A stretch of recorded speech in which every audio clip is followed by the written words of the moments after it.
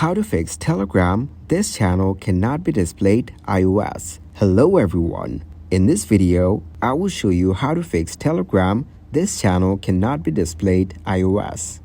So to fix that issue on any iOS device, you need to open up the Telegram on the web browser.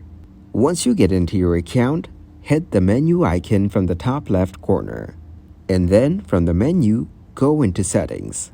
After that, scroll down in Settings and click for Privacy and Security. Once you find it, tap to go in Privacy and Security. Now scroll down in Privacy and Security to find the Display Filtering option. Then you can turn on or turn off this option according to your requirements. And once you're done, get back to the home page and refresh the page. Also check out our video on how to fix sensitive content on Telegram. Thank you guys for watching this video. Hope you got some value. Make sure to like the video and subscribe to the channel to get notified for new videos. See you in the next one.